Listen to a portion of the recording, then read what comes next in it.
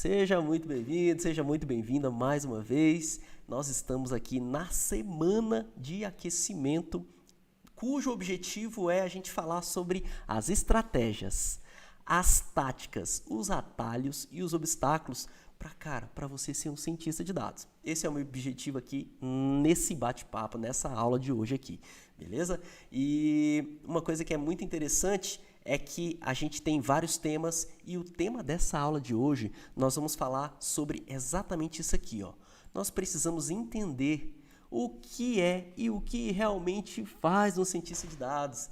Galera, o fato é o seguinte, não tem consenso, tá bom? Não existe consenso no mercado que fale assim, o cientista de dados ele é A, B e C, o cientista de dados tem que ser PhD em estatística, ele tem que ter formação em ciência da computação.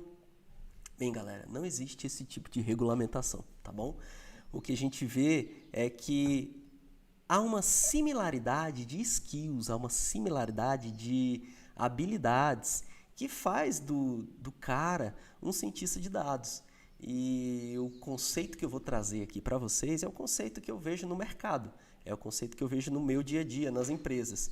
Por quê? Porque como não existe consenso, como não existe regulamentação, eu não posso falar que o cientista de dados é o cara que fez graduação em ciência de dados, porque não existe, né? A gente já vê algumas especializações, alguns MBAs em ciência de dados, mas a gente não vê ainda essa graduação assim, como a gente vê em matemática e estatística, né?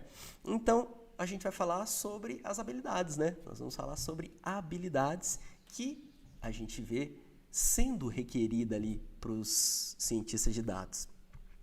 É engraçado que quando a gente começa ali a nossa jornada, a gente fica querendo ali como se fosse já um resumo, né? Para você ser o cientista de dados, você vai ter que fazer A, B, C, D e E. E na verdade é que a jornada do cientista de dados, ela é muito ampla. Essa carreira é muito nova, né? Para falar a verdade, é uma carreira que tem aí, sei lá, eu comecei a ouvir o termo ciência de dados, apesar de já trabalhar com isso há muitos anos, há uns 5 anos. Então, assim, há uns 5 anos que eu comecei a ouvir o termo cientista de dados.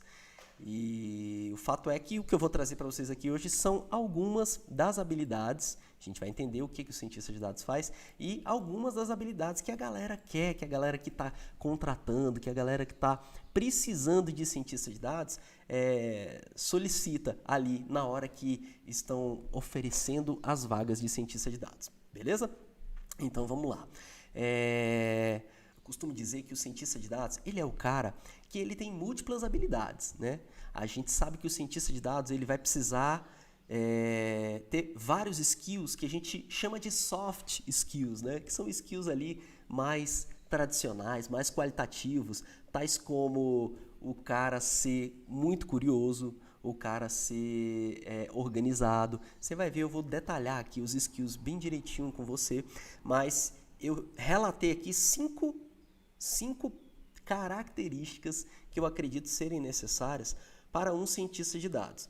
Tá bom, Eduardo? Com base em que você separou isso aí? Com base nos requerimentos que eu vejo das empresas quando estão chamando o cientista de dados. Lembrando que existem muitos níveis de cientista de dados e não há consenso sobre o que é o cientista de dados. Então, o que eu trago aqui é o meu conhecimento, digamos assim, é o meu conceito do que é ser cientista de dados e eu trago para você aqui exatamente esses skills, essas habilidades que eu acredito serem habilidades do cientista de dados. Beleza? Bora para frente? Então vamos lá. Eu separei em cinco grandes habilidades que eu acredito que o cientista de dados deve ter e eu vou começar aqui com essas soft skills. É o cara que manipula dados, o cientista de dados é o cara que vai meter a mão na massa nos dados, é o cara que vai se conectar com os dados, é o cara que sabe construir máquinas preditivas também, é o cara que detém algum conhecimento de machine learning, que conhecem alguns algoritmos, esse é o cientista de dados. É aquele cara que também consegue criar sistemas de recomendação, sistema de detecção de fraude, é o cara que vai conseguir pegar essa aplicação que ele desenvolveu em Machine Learning e vai colocar ali em uma aplicação web, ou seja, num sistema ali dentro da sua própria empresa, beleza? Então vamos lá, galera, eu detalhei aqui o seguinte, olha só.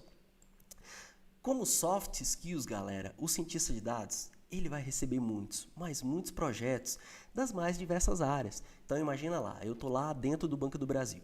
E aí, dentro do Banco do Brasil, eu recebo várias solicitações de requerimentos ali para um cientista de dados. Então, ora vão me pedir informações sobre skills, sobre risco de crédito, ora vão querer saber se um produto está sendo um produto bem elaborado, ora vão querer saber se os clientes estão sendo bem carteirados, se eles estão sendo bem tratados da forma como eles deveriam ser tratados pelo fato deles estarem numa segmentação específica.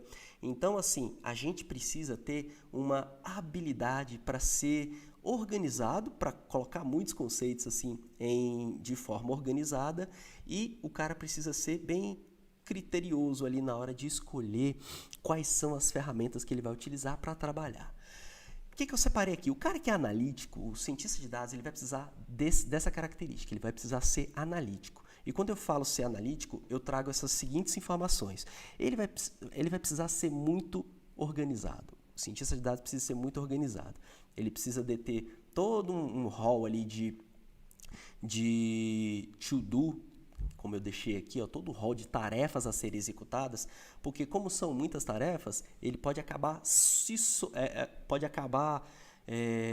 confundindo, pode acabar esquecendo coisa para trás, e ele vai precisar ter o pensamento bem estruturado, galera. O fato é o seguinte, dizia um professor meu que a gente tem cerca de 80 mil pensamentos por dia, e por mais que o cérebro seja a máquina mais fantástica do planeta Terra, a gente ainda não consegue pegar todos esses 80 mil pensamentos que a gente tem por dia e colocar ali de forma estruturada. Então, o que a gente faz? A gente precisa de organização. E para a gente se organizar, eu gosto muito de trabalhar com isso aqui que eu estou trazendo para vocês, mapas mentais. Os mapas mentais, eles ajudam muito a organizar o pensamento ali da macro ideia, para os mais diversos microprocessos. Ele ajuda você a se organizar ali na hora de você fazer cada passo ali do seu trabalho de cientista de dados. Então, o cientista de dados precisa ser organizado em cientista de dados. Não vai ser bagunceiro, não, porque senão isso atrapalha o seu aprendizado, tá bom? Galera, ele vai precisar de um to-do. E to-do, cara, é exatamente você listar o que você vai fazer. É o to-do, que você precisa fazer. Eu gosto de utilizar ferramentas como o Trello, galera. Eu não sei se vocês usam o Trello. Eu vou abrir aqui, não estava previsto aqui no meu script, mas eu vou abrir aqui para vocês conhecerem o Trello. Então, o Trello, ele ajuda muito a gente a organizar as nossas atividades. Então, imagina ali que eu tenho várias atividades a serem feitas e eu preciso saber o que eu fiz, o que eu estou fazendo. Por quê? Porque são muitas atividades. Então, por exemplo, eu estou trazendo aqui um to-do que eu tenho no Trello, tá bom? Que eu criei aqui só para a gente fazer essa parada. Então, olha só, eu tenho aqui, eu gosto de subdividir, deixa eu ligar uma ferramenta massa aqui para ficar bem legal para vocês. Eu gosto de dividir as minhas tarefas em coisas que eu vou precisar fazer, coisas que eu já estou fazendo e coisas que realmente já estão feitas. A primeira a fazer, eu faço descarrego, galera. Coloco todas as atividades que precisam ser feitas aqui e que eu não posso deixar para trás. Aí, à medida que eu vou fazendo essas atividades, eu vou arrastando para cá. Opa, isso aqui eu já comecei a fazer. Opa, cara, galera, tem que lavar a louça. Então, eu já coloquei aqui até coisa aleatória, né? Vou lavar a louça aqui. Vou fazer dicas e truques de Confusion Matrix. Estou fazendo aqui tudo isso. E à medida que eu vou terminando, eu vou arrastando para cá. Opa, beleza, terminei esse caso aqui do KNN. Opa, terminei aqui a Confusion Matrix. Por quê, galera? Isso aqui ajuda muito na organização no nosso dia a dia, tá bom? Então eu deixo aqui o link, o nome é Trello, né, galera? Eu vou deixar aqui na descrição dessa live, depois que a gente terminar essa parada. Ou então você entra lá no nosso canal, no Telegram, na descrição aí desse vídeo vai ter lá o nosso canal, e eu vou deixar o link aqui do Trello também, que é uma ferramenta que ajuda muito na organização do cientista de dados. E esse é mais um skill que o cientista de dados precisa ter, além de ter ali um cuidado, uma forma visual de aprender o conteúdo, também de se organizar com as tarefas, né, galera? Então, Essa é mais uma característica que faz parte do ser analítico do cientista de dados, beleza? E uma outra coisa, galera, é ter habilidades na narrativa, né? É você saber expressar os dados ali com palavras. É você saber pegar ali um resumo e falar, cara, tá vendo essa curva de inadimplência aqui? Significa que a inadimplência está aumentando.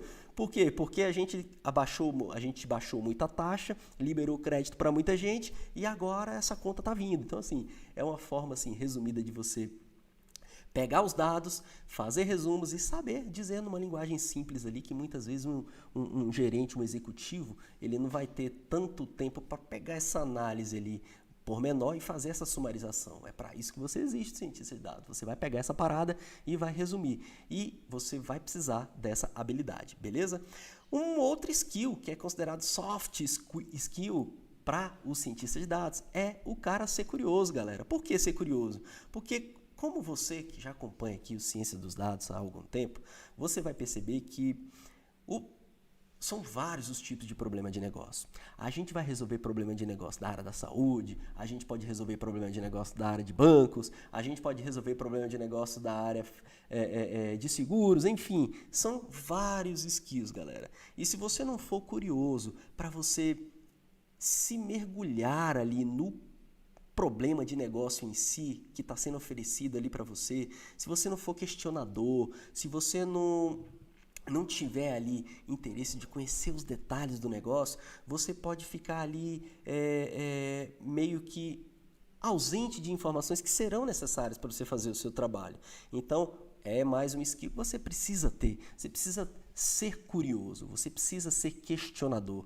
Tem que conversar com a galera dessa área aqui, a galera da área de negócio, para você buscar todos os skills, todas as informações que são necessárias para você construir a sua máquina preditiva, para você fazer os seus trabalhos de visualização de dados. Porque é o que eu sempre falo para a galera, quando vai começar a criar um gráfico, antes de começar a criar um gráfico, faz o seguinte, você precisa compreender os dados. Se você não entende o que tem nos dados ali, você vai olhar para o gráfico e vai falar assim, nossa, que gráfico bonito.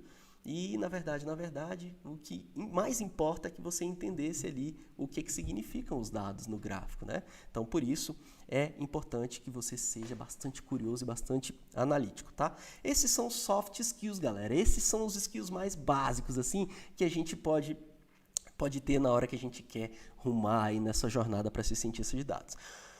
Um outro skill, galera, que eu trago para vocês aqui é o skill que é demandado 90% do tempo do cientista de dados. Eu coloquei aqui 80% do trabalho, né? É 80%, de 80% a mais por cento do trabalho do cientista de dados. Cara, o cientista de dados ele vai precisar fazer tanta coisa com relação àquela etapa inicial do trabalho, que é assim, dado que você conheceu o problema de negócio, que você já sentou com a galera e já sabe exatamente onde você precisa chegar, quais as perguntas você precisa responder, você vai precisar se conectar com os dados. Você vai precisar buscar os dados onde quer que eles estejam, se eles estão lá num banco de dados DB2, se eles estão num banco de dados SAS, se eles estão num banco de dados NoSQL, num MongoDB, se eles estão num arquivo TXT, enfim, galera, o cientista de dados, ele precisa saber se conectar com os dados. Inclusive, num dos módulos do programa Cientista de Dados na Prática, eu levo muito isso a sério, ensino a galera a se conectar com bancos de dados, porque esse é um dos skills que eu vejo que a galera mais tem dificuldade. Por quê? Porque são várias conexões, vários tipos de chaves que você tem que utilizar para se conectar, e eu explico algumas táticas para a galera para que ele possa se conectar com esses dados. Tudo tem técnica, né, galera? E eu ensino no que o cientista de dados deve focar, porque esse deve ser o foco. A galera quer decorar todas as procedures, todos os códigos que conecta com Oracle, com DB2, com NoSQL, e aí, galera, fica muito difícil, porque é um mundaréu de código. O que você precisa saber é como e onde buscar a informação para você fazer a conexão. Você não vai decorar tudo isso, porque, na verdade, você acaba decorando. Quando você trabalha muito, você acaba decorando. Mas no seu dia a dia, você vai receber tantos trabalhos que não vai dar para você ficar decorando essas paradas tudo, beleza? Então, esse é um skill que você vai ter cientista de dados, você vai aprender a se conectar com bancos de dados. E isso, galera, é um negócio muito interessante porque a galera pensa que eu vou precisar me conectar com um banco de dados DB2, então eu vou precisar saber tudo de DB2. Eu vou precisar conectar com um banco de dados SAS, então eu vou precisar saber tudo de SAS. E na verdade não. Se você está utilizando o Python como ferramenta para você fazer o seu trabalho de ciência de dados, o que você vai precisar fazer é saber utilizar o Python para manipular esses dados, né? Então você não vai precisar saber tudo de DB2. Você se conectou no DB2, buscou as informações que você quer, traz para o Python e faz o seu trabalho, beleza? Então o cientista de dados vai fazer tudo isso. Vai precisar se conectar com os dados, vai precisar fazer limpeza de dados. E aqui, galera, você vai precisar fazer muita limpeza dependendo da área que você estiver trabalhando. Se for uma área que trabalha muito com texto, você, nos últimos Ciência dos Dados na Prática e Dicas e Truques, a gente falou muito de expressões regulares. Então, dependendo da área onde você trabalha, você vai precisar fazer muito esse tipo de limpeza. Separa ali, separa o que é número num lugar, o que é letra em outro, enfim. Faz outros tipos de trabalho também, como limpeza de missing, né, galera? Muitas vezes você vai precisar fazer limpeza mesmo, não vai fazer nem... porque existem técnicas para você não eliminar o registro que está missing ali quando você está construindo máquina preditiva, que a gente chama de imputação. Mas, em alguns casos, você vai ter que fazer limpeza mesmo, vai ter que jogar fora. O custo para você não fazer essa limpeza é maior do que se você fizer. Então, muitas vezes é melhor você fazer limpeza. Transformar dados, galera. Você vai precisar fazer muitas transformações nos dados. Os dados, às vezes, chegam numa shape que não é a shape que você vai colocar ali dentro do algoritmo para construir a máquina preditiva. Então, o cientista de dados precisa aprender a fazer reshape dos dados, precisa aprender a fazer feature engineering, que a gente chama, né? Engenharia de atributos, né? Perdão o inglês aí, né, galera? Mas o que importa é o conteúdo, né? A gente vai precisar fazer engenharia de atributos, feature engineering, que é o seguinte, é você fazer transformação nesses campos. Você agora vai pegar um campo que ele tem lá dia, hora, minuto, segundo, e você vai precisar transformar só em dia e hora, ou só em dia e mês, ou só em mês e dia. Por quê? Porque você quer colocar essa informação ali no seu modelo preditivo como uma série histórica ali que seja só de mês e ano, só de dia e mês. Então você vai precisar fazer essa engenharia de atributos, fora a junção de variáveis, né? Então muitas vezes você vai buscar duas informações que muitas vezes separadas elas tinham um conceito, mas juntas ela traz um outro conceito adicional que inclusive pode melhorar a performance lá da sua máquina preditiva lá na frente. Ela pode virar uma variável massa a ser trabalhada ali na sua máquina preditiva. E o cientista de dados vai fazer N sumarizações, galera. O cientista de dados ele vai precisar trabalhar os dados de forma que ele possa conhecer os dados. Então, se perguntarem para ele assim, cara, nós estamos trabalhando aqui com um banco de dados de perda operacional.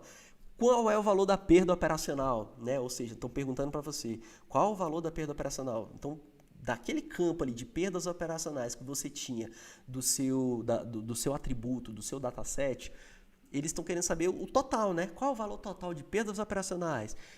A tendência é de subir, de cair as perdas operacionais? Tem mais em um lugar do país do que em outro? Então você vai estar sempre precisando fazer esse tipo de sumarizações. É uma coisa assim que já é tácita do cientista de dados. O cientista de dados precisa saber fazer isso. E, galera, noções de estatística. Você vai precisar ser estatístico, Eduardo? Cara, se você for estatístico, melhor ainda. Mas você não precisa realmente ser estatístico para ser cientista de dados. Eu acredito que, assim, quanto mais graduação você tem, aliado à prática, aliado ao conhecimento da teoria no dia a dia, isso facilita muito. Agora, se você só fez várias formações e você tem esse conjunto de formações, mas não tem o conceito prático ali de como você vai utilizar esse conteúdo ali na ciência de dados, então não adianta muita coisa. E é por isso que eu falo com a galera, assim, e com muita verdade no que eu falo aqui, que é o seguinte, o cara, ele já é cientista, ele já é estatístico, beleza, cara, ótimo. O cara já é matemático, putz, que massa, velho. Já é engenheiro, o cara tem noção de cálculo, então muito bom. Agora, eu posso dizer para um cara que ele é economista, que ele não tem habilidade para ser cientista de dados? Claro que não, sabe por quê? Quem vos fala aqui é um economista. Então, assim, eu já vim contrariando a regra. Então, assim, é típico, galera? Não é típico, mas é possível, galera? É possível, só prova, tá vendo? Eu tô aqui. Então, assim, tem galera eu tenho alunos que cuja formação é artes, galera, artes cênicas. Tem a galera lá detonando no Python e a galera faz artes cênicas. Então, assim, é tudo questão de habilidades e de propósito, galera. Alinhou o propósito ali, cara, quero ser cientista de dados. Quais são as habilidades que eu preciso seguir? Qual é o caminho que eu tenho que percorrer? É isso que importa, galera. É isso que importa, beleza? Beleza, galera. Terminamos aqui mais um pedaço, galera. Então, esse é mais um skill que o cientista de dados vai precisar ter, que é o cara vai precisar saber manipular dados. Vai precisar saber manipular muitos dados, beleza? Galera, um outro skill que faz muita parte ali do dia a dia do cientista de dados é o cara saber apresentar os dados. Ele precisa de duas qualidades para saber apresentar os dados.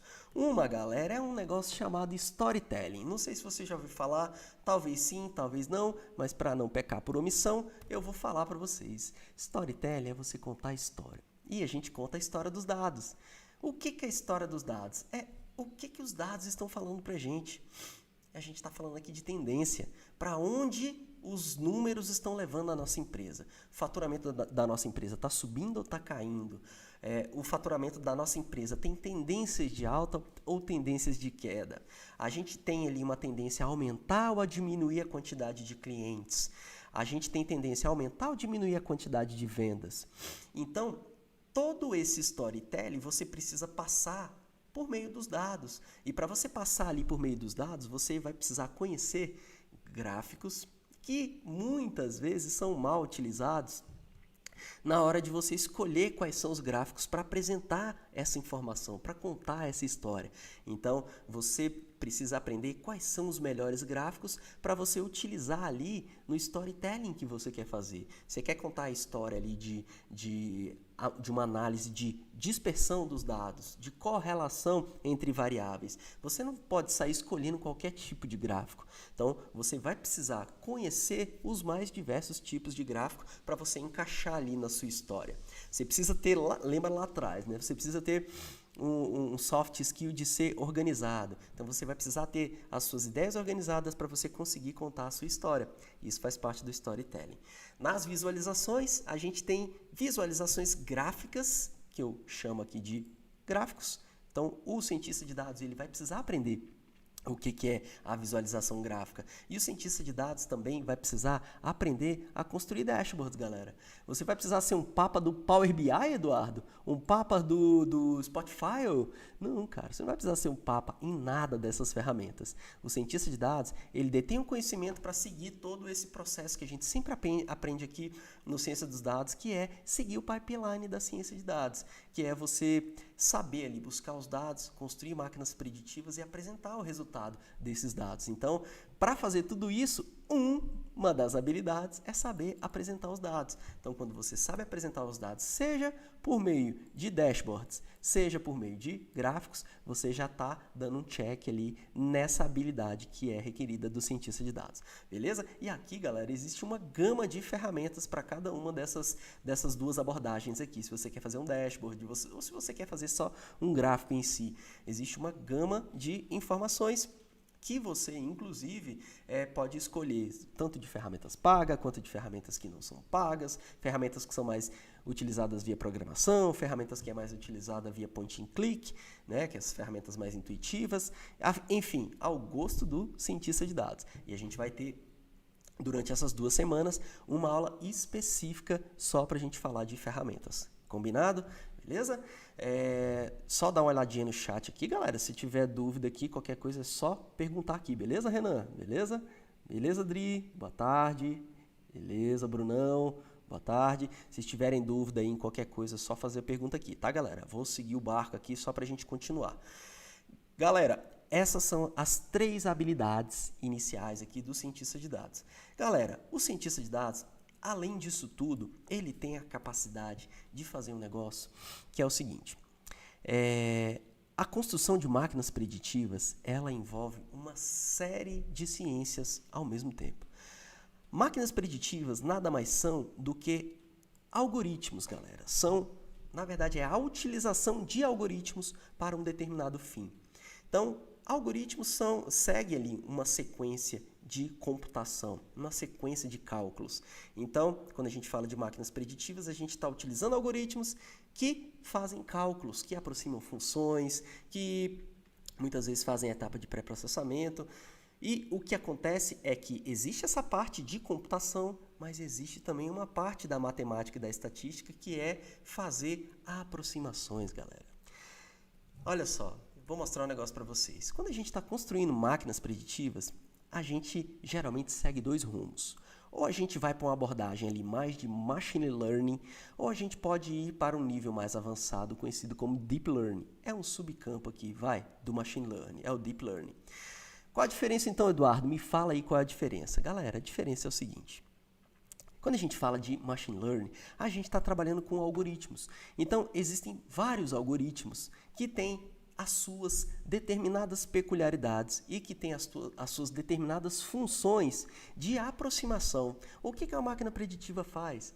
Ela simplesmente, com base em dados passados, ou com base em características de clientes, de pacientes, ele utiliza esses dados para fazer predições, para fazer estimativas, para fazer detecções. Então, machine learning segue esse fluxo. Ele tem algoritmo específico para fazer aproximações.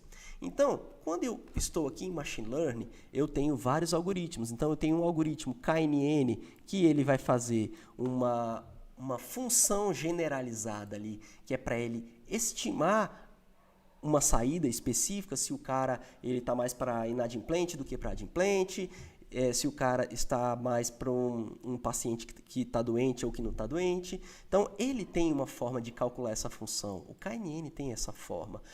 O SVM é um outro algoritmo que também calcula essa função de aproximação. O Naive Bayes também é um outro algoritmo que vai fazer uma função para fazer essa aproximação. Então, o que a gente quer dos algoritmos é uma generalização. Então, Machine Learning ele está mais para isso, para você utilizar algoritmos, para você fazer funções que generalizam um problema de negócio que a gente esteja querendo resolver. E aí, para cada tipo de problema, existe uma peculiaridade, um algoritmo específico. Então, as regressões têm a sua peculiaridade. O Naive Bayes, ele gosta de trabalhar mais ali com as teorias da probabilidade. O SVM, ele gosta de trabalhar mais com aquela lógica de kernels. Os métodos baseados em árvore de decisão gostam de trabalhar mais com índice de impureza, entropia, Gini. Então, cada algoritmo tem a sua forma de calcular as suas generalizações. Galera, isso é Machine Learning e o cientista de dados, ele vai aprender alguns diversos algoritmos desse. Então, inclusive, esse é um dos módulos mais bacanas lá do programa Cientista de Dados na Prática, porque eu gosto de trazer sempre um ou dois casos práticos específicos de cada um desses algoritmos. Por quê? Porque facilita muito o aprendizado com casos práticos, tá bom? Então, dado que isso é Machine Learning, Eduardo, o que é então o Deep Learning? O Deep Learning já é aquela etapa mais aprofundada de Machine Learning, cujo aquela ferramenta utilizada para fazer a generalização não são simplesmente algoritmos, são frameworks, galera. E framework, ele é um pouco mais complexo. Framework, ele detém muito mais etapas. Inclusive, eu coloquei aqui como inclui etapas de pré-processamento, que é o que acontece. Existem muitas etapas de pré-processamento que em alguns frameworks, não são todos, em alguns, são incorporadas ali dentro do motor do framework em si, tá bom? Quais exemplos, Eduardo, a gente tem desses frameworks de Deep Learning? Temos o TensorFlow, temos o Keras, entre outros frameworks de Deep Learning, beleza? Galera, e por fim, o que faz um cientista de dados depois que ele tem tudo isso em suas mãos? Galera, aqui é que está a cereja do bolo. O cientista de dados, ele pode fazer muitas coisas. Eu trouxe duas, que são dois dos melhores subprodutos ali do trabalho do cientista de dados. O primeiro é a criação de um sistema na web mesmo. O cientista de dados pode estar trabalhando num sistema, cujo esse sistema vai fazer, por exemplo, uma classificação de risco do cliente. Se você participou da maratona do cientista de dados em novembro de 2012, que foi a última turma do programa Cientista de Dados na Prática que eu abri, a gente criou lá um sisteminha de classificação de risco do cliente. E esse sistema, ele nada mais é do que uma tela cujo a parte ali de trás é um modelo, é uma máquina preditiva que você construiu nesses passos anteriores. Então, essa é uma forma de você criar ali um sistema que está ali implementado numa web para você fazer ali o seu processo ali de criação de sistemas de sistemas para você construir ali uma aplicação final, digamos assim, uma aplicação final de ciência de dados. Você constrói um sistema, por trás está uma máquina preditiva e essa máquina preditiva resolve um problema de negócio, como exemplo, criar um sistema de classificação de risco do cliente e entre outros fins, beleza? Uma outra aplicação que a gente encontra de ciência de dados é, galera, um produto específico. Quer ver um exemplo? Essas aplicações que a gente vê aí de reconhecimento facial. Você pega o celular, e aí você pega o celular e desbloqueia o celular só mostrando ele ali na sua fronte.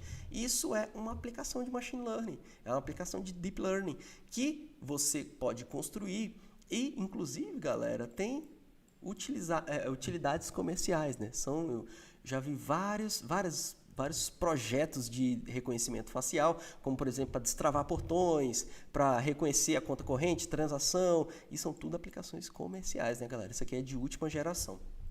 Então, esses são os skills e isso, galera, é o que eu acredito, tá? Lembra? Isso é o que eu acredito que seja os skills necessários, que é aquilo que o cientista de dados realmente faz no seu dia a dia.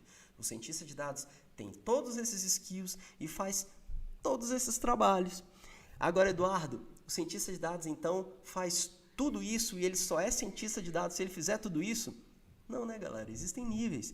Existem cientista de dados júnior, pleno, sênior. Então, o cientista de dados ele pode entrar ali como um cientista de dados júnior numa empresa e trabalhar simplesmente ali na parte de extração dos dados dos bancos de dados. Ele pode simplesmente trazer ali as informações de um banco de dados específico. Ele ainda pode trabalhar, por exemplo, esse cara aqui ele trabalha só com PostgreSQL, esse cara aqui trabalha só com Oracle e por aí vai. Então, assim, esse cara deixou de ser cientista de dados porque ele está trabalhando assim ali naquela etapa inicial? Claro que não. Ele não deixou de ser cientista de dados. Tem um cara lá na frente que ele está ali mais com viés estatístico e que ele só faz modelagem preditiva. Então ele é estatístico, ele não é cientista de dados. Não necessariamente. Então, se ele detém todos esses skills aqui e sabe trabalhar de certa forma para fazer ali o objetivo final, que é construir uma aplicação ali de ciência de dados, a gente pode chamar ele de cientista de dados também. Então, existem níveis, e o que eu queria deixar claro é exatamente isso, que existem níveis e que o cara pode ser muito tora mesmo e já saber tudo ali de Big Data, saber fazer aplicações em real time, ele sabe fazer ali análise, coleta de stream de dados, ele pode fazer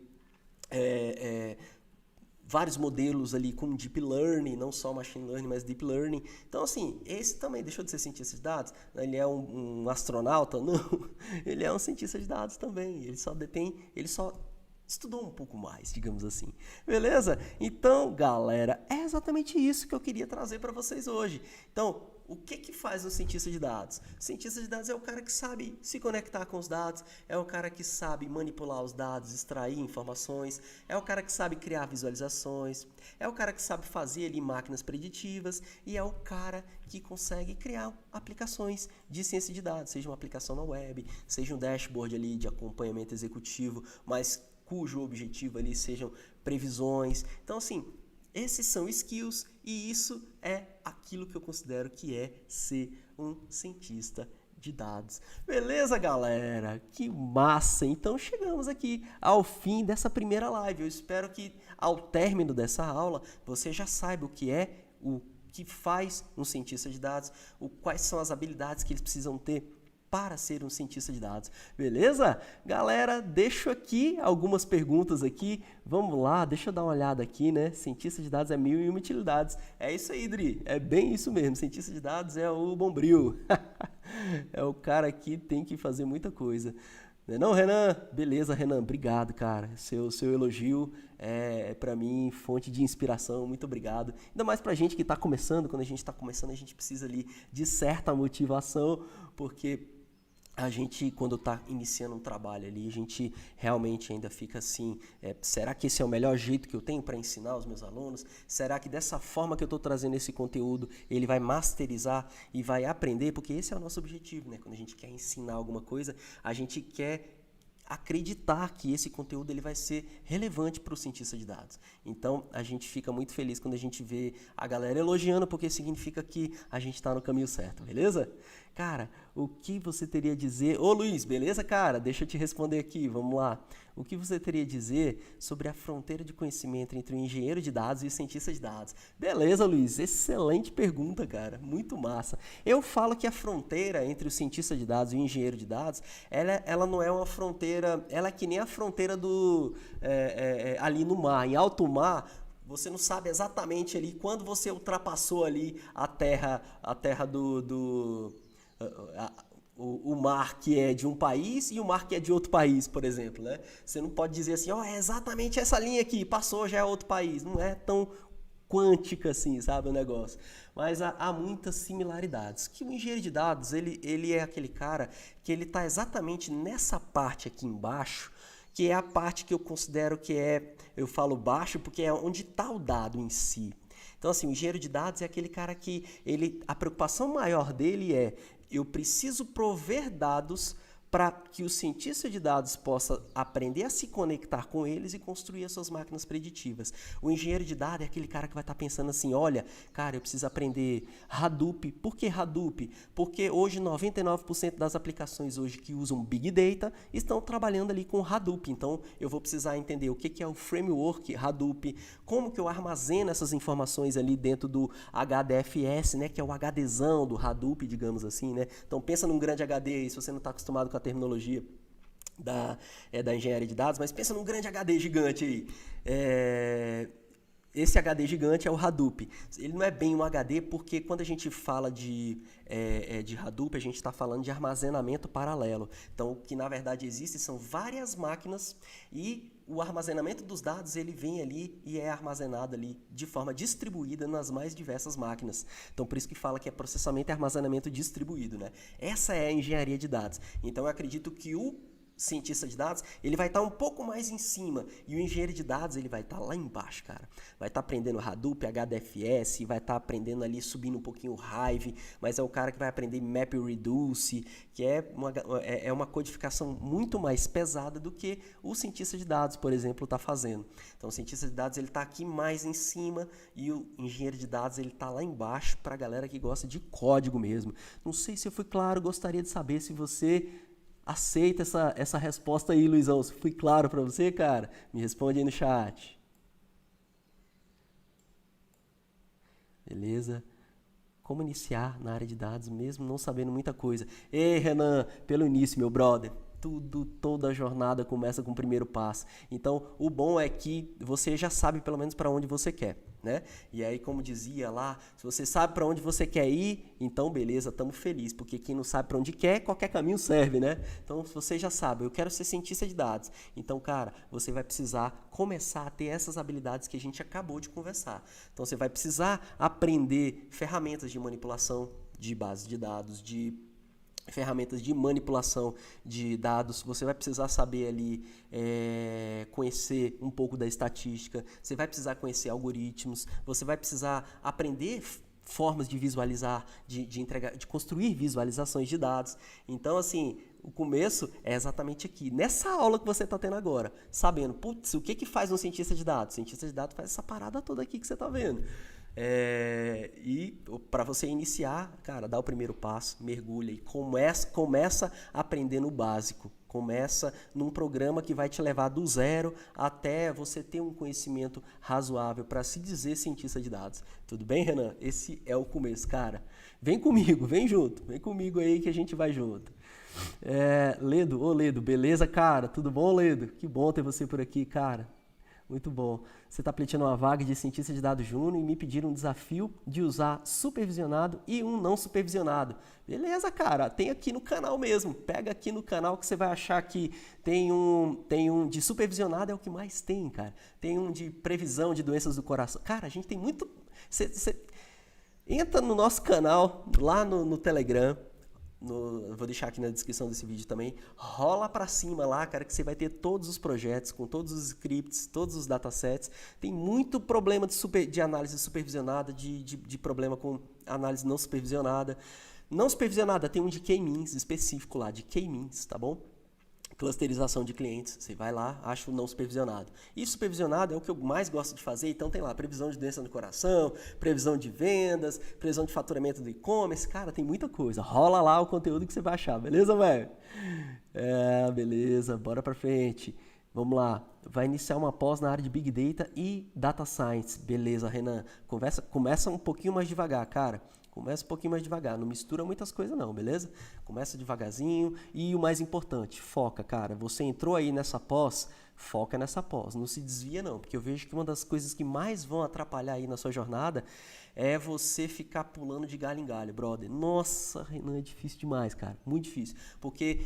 Por mais que o cara esteja querendo ensinar o conteúdo, ele tem uma visão diferente, ele tem um foco diferente, ele quer te levar em um lugar que talvez um outro professor não esteja querendo te levar. Então você vai precisar ter foco, brother. Então segue essa sua pós-graduação e vá até o fim, beleza? Não se perca pelo caminho. Ledo, o que o contratante... Vou lá, mais uma, Ledo, vamos lá. O que o contratante espera que eu entregue? Cara, olha só, vou mostrar para você aqui uma parada, não sei se vai dar tempo, mas enfim, ó, eu vou abrir um link aqui e vou tentar mostrar para vocês aqui o site da Glassdoor. Por que eu gosto da Glassdoor? Que ela mostra várias informações sobre o mercado de ciência de dados. Então, assim, eu estou querendo saber como é que está o mercado, se tem muita oferta para cientista de dados, que é o que tem muita oferta, galera. Cientista de dados aqui. Isso tudo aqui é uma oferta, tá? Isso tudo aqui é uma oferta de emprego de cientista de dados. Então tá aqui a empresa Atlântico, quer cientista de dados, Bemol, BCG, Easy Invest, tem de tudo, beleza? E aí o que você vai ver, Ledo? Quando você entrar para ver aqui quais são os requerimentos necessários ali para você preencher a vaga, que você vai entrar aqui, eles vão falar aqui para você, olha, deixa eu ver se eu acho um aqui bem mais simples do que o que tem aqui. O que os caras vão querer é, assim, eles querem o cara que seja o top da ciência de dados. Só que acontece o seguinte, por que geralmente as empresas fazem isso?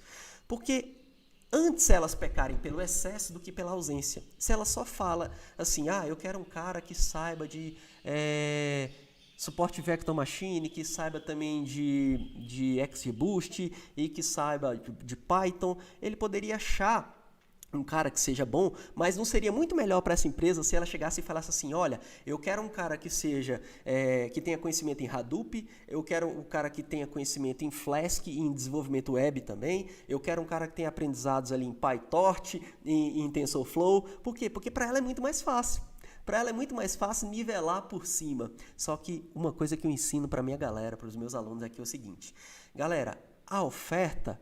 O cara está querendo ofertar para você aquilo que ele necessita para cima. É que nem compra e venda, galera. Eu vou colocar o preço lá em cima, mas o que vai acontecer é que nem sempre esses caras vão achar os caras que detenham todo esse conhecimento técnico. E aí sabe o que acontece?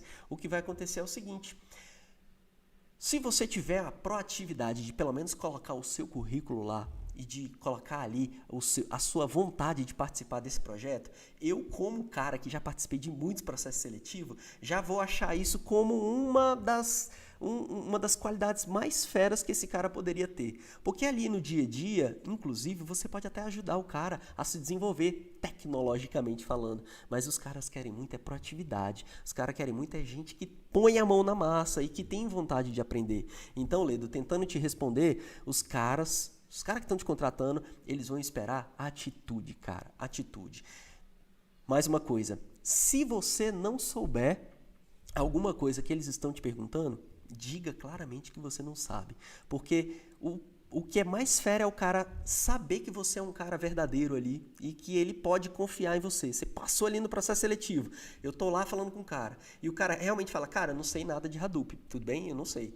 Eu vou ficar muito mais tranquilo do que se o cara fala que sabe e depois eu vou fazer uma pergunta para ele assim, cara, e aí, eu posso usar o Hive aqui nesse contexto? E o cara não sabia o que é Hive. Você está entendendo? Então, assim, eu vou levar mais em consideração o cara que ele é proativo e um cara que vai falar a verdade. E você vai ver que muitas vezes os caras vão pegar você e vão te treinar. É o que acontece isso no dia a dia das empresas. Beleza, Leda? Vamos lá, deixa eu ver aqui. Acho que para começar, saber Python é fundamental. Opa, beleza, Adri. Boa resposta aqui, é verdade. Acho que para começar é necessário saber Python, né? Python é fundamental, galera. Esse é um ótimo início. Renan, aproveitando a deixa da Adri, tem um curso no portal cienciadosdados.com. Tem um curso de Python Analytics Fundamentos. Cara, dá um pulinho lá, vai lá e faz esse curso. Ele é gratuito e eu acho que ele agrega assim, um conjunto de informações sobre o Python que eu acho que vai te dar um norte ali e ele já pode dizer para você se isso é para você ou não, se é uma coisa que você vai gostar ou não, porque ali é o início de tudo, galera. Depois aquilo ali se expande de um jeito que você não imagina. Aquilo ali é o início. Vai lá e faz esse curso, beleza, Renan? Vamos lá, galera. Deixa eu ver se eu consigo responder mais algumas aqui. E ter um portfólio, Adriana Campos. Edri, vamos lá. E ter um portfólio com alguns projetos também é bom para apresentar nas entrevistas de empregos, né? Exatamente. E é exatamente por isso que eu trago sempre para vocês os scripts, os datasets de todos os Ciência dos Dados na prática que a gente faz semanalmente. Por quê? Porque portfólio, galera, é uma das coisas imprescindíveis. Quando estou avaliando alguém, eu não quero simplesmente saber da formação do cara. Hoje em dia, certificado, eu brinco com os meninos falando que certificado é para colocar na parede. O que eu quero saber é na prática, é no dia a dia, é mão na massa, né?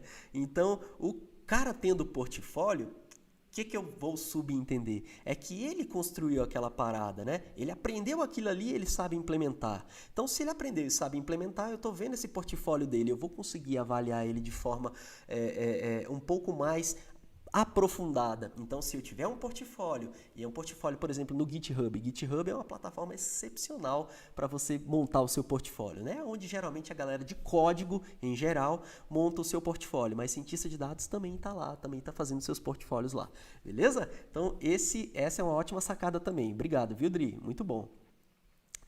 Beleza, vamos lá, galera. Opa, Matheus, valeu, Matheus, obrigado, cara. Putz, que massa, seus vídeos são excelentes. Putz, cara, obrigado. Fico emocionado aqui de receber elogio assim ao vivo, é muito bom. Afinal de contas, galera, a gente tenta colocar o maior zelo do mundo no nosso trabalho para que a gente possa atingir o objetivo que é treinar vocês, para vocês serem cientistas de dados. Esse é o meu maior objetivo. E quando eu vejo que a galera está gostando dos vídeos, isso é sinal que você está dando um passo à frente. E esse é o meu objetivo, beleza? Muito obrigado. Vamos lá, Renan. Vou gravar essa live? Renan, eu vou deixar gravado sim, cara. Vou deixar gravado. Não sei se assim que eu terminar ela vai ficar gravada já imediatamente, mas provavelmente se eu não deixar ela imediatamente, eu vou editar ela para ficar bem bonitinha, bem enquadrada e eu vou disponibilizar, beleza? Nas 3 mídias. Pode ficar tranquilo que esse material aqui é muito rico, ainda mais assim com a participação de vocês, isso aqui fica muito mais rico ainda e isso é muito relevante aqui. É um material muito bom mesmo, porque suas dúvidas é dúvida do resto da galera que está por aí querendo aprender essa parada, entendeu?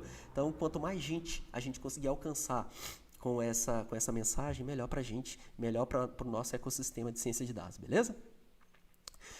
Renan, qual é o nome? Eita, viajei aqui. A área de governança, arquitetura, curador de dados, precisa passar pela ciência de dados? A área de governança, arquitetura, curador de dados, precisa passar pela ciência de dados? Depende, Renan. Eu precisaria de mais detalhes para te responder essa aqui. Eu confesso que eu não consigo te responder só com esse contexto. Precisaria de um pouco mais de detalhes, beleza? Se por acaso você achar que não está muito legal aqui e que você queira essa resposta e queira me detalhar um pouco mais, manda para mim no e-mail, beleza? suporte@cienciadosdados.com. Aí você me coloca a história direitinho lá, contextualizada, que aí eu vou conseguir te responder melhor, beleza? Então, beleza. Então, vamos lá. a maior parte das ofertas que mostrou estão com uma faixa salarial muito baixa frente ao investimento para se formar. Investimento não só financeiro. Ô Arne, beleza, cara, te mostrei aqui algumas coisas, né? Deixa eu voltar aqui. Cara, o fato é o seguinte. Se você fala de graduação, cara, realmente a graduação ela é hoje em dia muito alta. Eu vejo aqui algumas graduações, por exemplo, eu estava olhando da PUC esses dias, estava lá na faixa de R$ 12.000, R$ 14.000. Mas, cara, eu confesso que em muitos projetos a gente selecionou pessoas não pela sua formação, mas sim pela sua qualificação. Então, por exemplo, se você sai daqui de um programa de ciência de dados, imagina que você fez o programa Cientista de Dados na Prática, lógico, vou vender o meu jabá aqui, né? Você faz o meu programa. E lá no final, cara, você consegue fazer tudo isso, ó. Você se conecta com vários tipos de bancos de dados, você sabe fazer manipulação de dados, você sabe construir máquina preditiva, você sabe implementar essa parada na web. Cara, se você tem isso tudo no seu portfólio, você acha que eu vou estar olhando se você tem ali uma graduação ou não? Eu não vou, Renan. Não vou, cara. Por quê? Porque eu sei que você tem qualidade para você fazer o que eu estou precisando. E sabe o que eu estou precisando? É de cientista de dados para fazer essa parada. Entendeu? Então, assim, a gente precisa de gente que queira meter a mão na massa. Não estou olhando para currículo, para certificação, para título. A gente não olha para título. Por quê? Porque título hoje em dia não quer dizer muita coisa. Balança uma árvore e cai um PhD. Entendeu? Brincadeiras à parte aí, mas é assim que está acontecendo.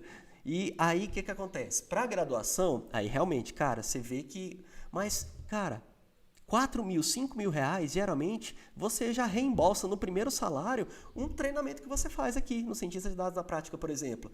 Só que não é só isso, né? Você olha, é claro que você está olhando por baixo, né? Um salário inicial de R$4.000. Pô, mas você está falando de um salário, né?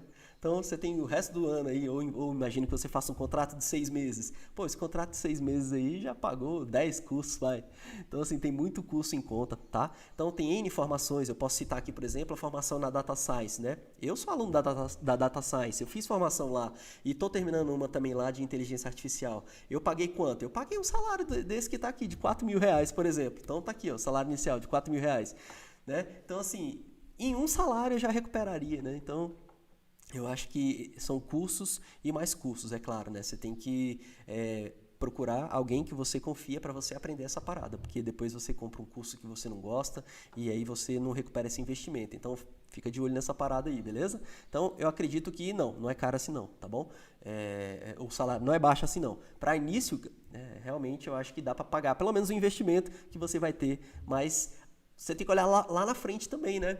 Você tem que olhar lá na frente, porque agora você entra com R$4.000, mas olha aqui lá pra frente você está vendo aqui salário com R$13.000, e é claro, tudo tem o seu tempo de maturidade, né? R$13.000, R$10.000, e aí tem aqueles grandão que já paga menos, tipo Itaú, paga 6, 7.000, tem uma pancada, né, galera? Eu abri um aqui de forma aleatória, mas enfim, se você pesquisar, olha só o tanto de linha que tem aqui, ó.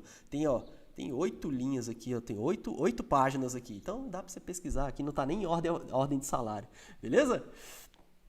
Beleza. Ledo, vamos lá.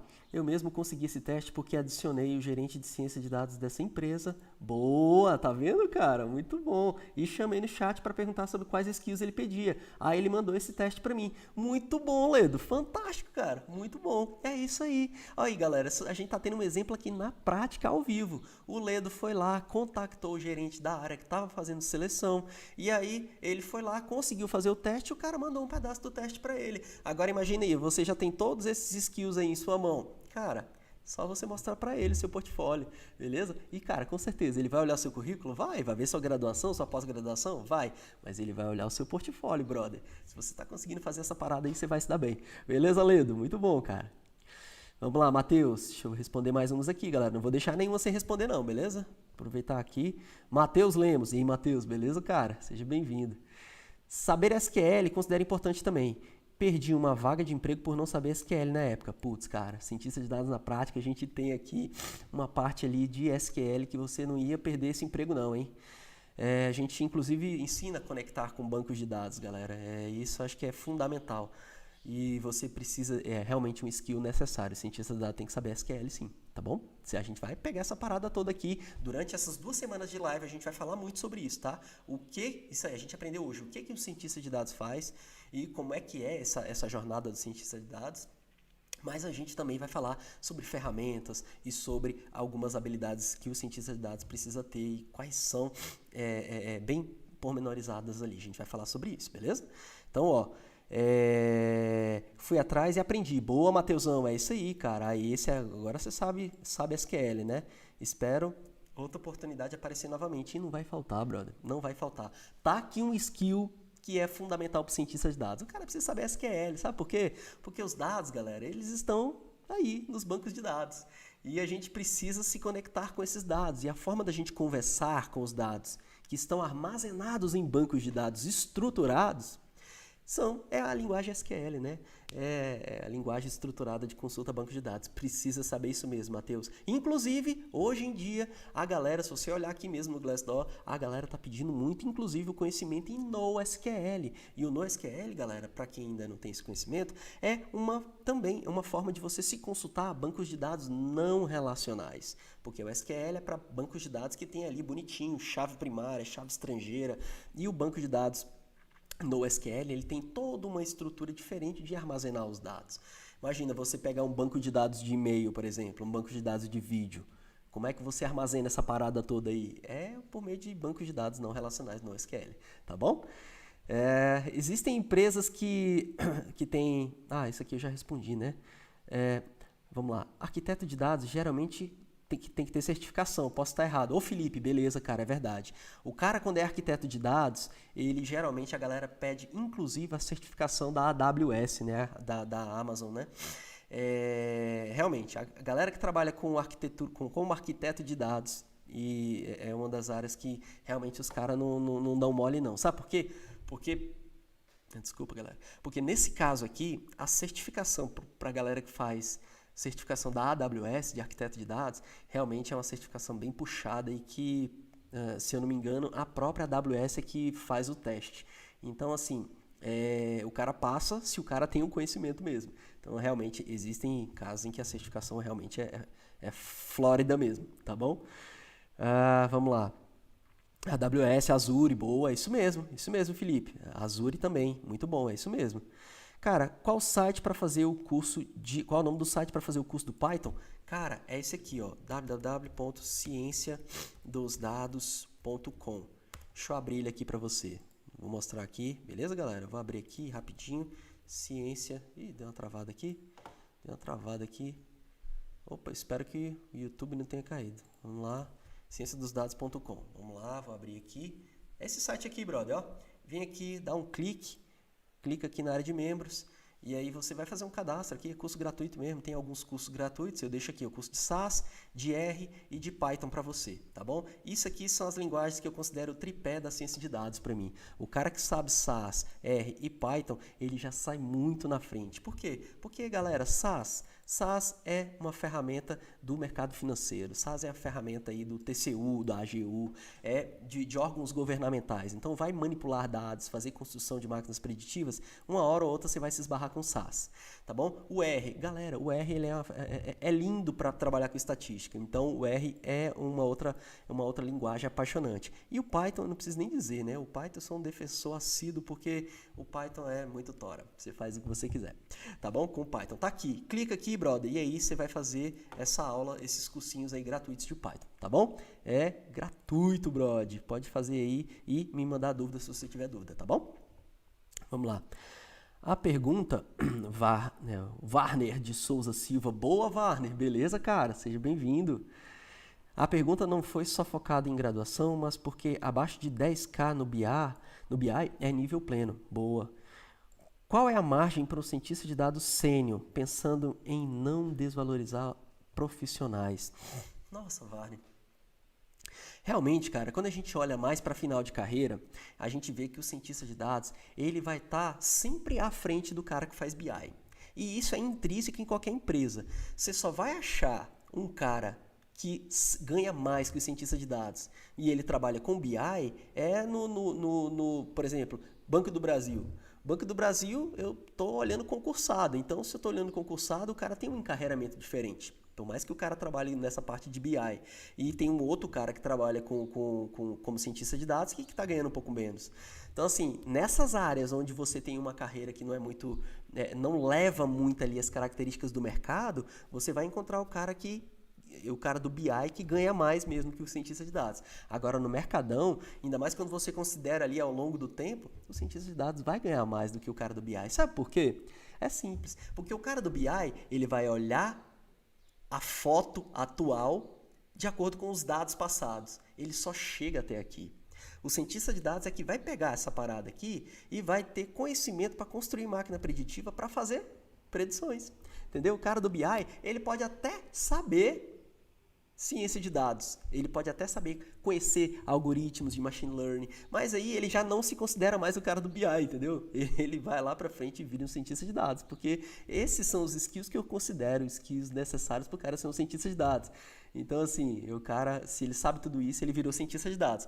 Mas só para responder a pergunta, cara, no longo prazo, o cientista de dados, ele, principalmente o sênior, né, que você falou, o sênior, ele vai ter sempre margem do cara que está trabalhando com BI. Não tem essa preocupação, tá bom?